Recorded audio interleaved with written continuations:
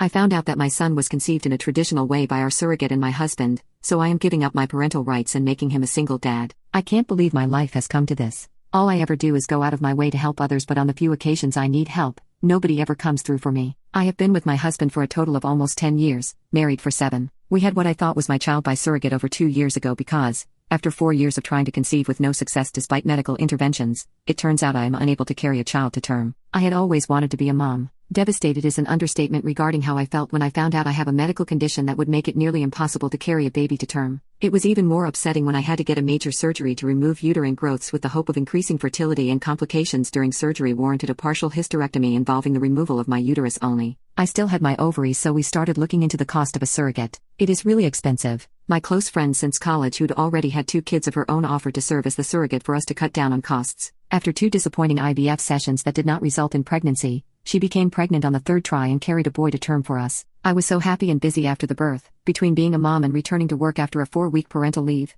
so I didn't notice any warning signs. I should have noticed the red flags and warning signs early on, but did not because I was so exhausted from working so much at my stressful job and 2 part-time jobs to cover most of the bills and anticipated medical and legal costs associated with this friend becoming our surrogate. I was the primary breadwinner. My friend and my husband started talking more, and I would sometimes come home from my weekend job to find her already hanging out at our house when my husband was there. I chalked it up as innocuous, and it's good for her to know my husband better since she was in the process of hopefully carrying our child for us. I was grateful to have someone helping us have a child. I also thought it weird that our son has brown eyes when both of us have blue. Then I found out that while this is uncommon, it's possible sometimes due to many genes controlling eye color. Recently it all came to a head when I took our son to a doctor's appointment and they did metabolic panel and blood tests which showed that he had a blood type that is not biologically possible to have with me as his mother. He's B+, I'm A+, husband is O+.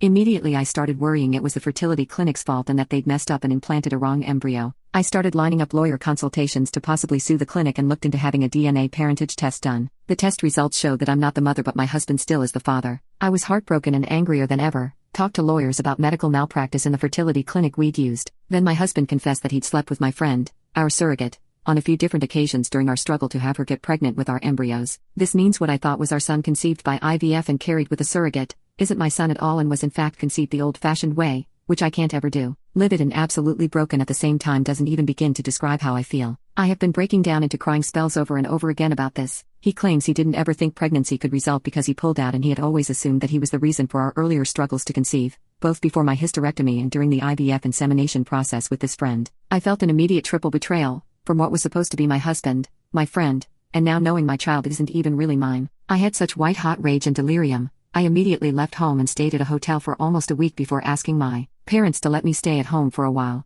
I admit I left our son with him. I am now filing divorce because he cheated and betrayed me in the worst possible way. I have also cut off my friendship with my friend the surrogate and feel afraid to trust anyone else now. I have seen a divorce lawyer to see about giving up my legal rights to this kid so I don't have to face such betrayal or owe child support. My husband and friend/surrogate admit they were wrong and keep apologizing, but also called me immature and heartless to just give up on my son like that. I just want a clean break and a fresh start. I'm also looking at relocating several states away.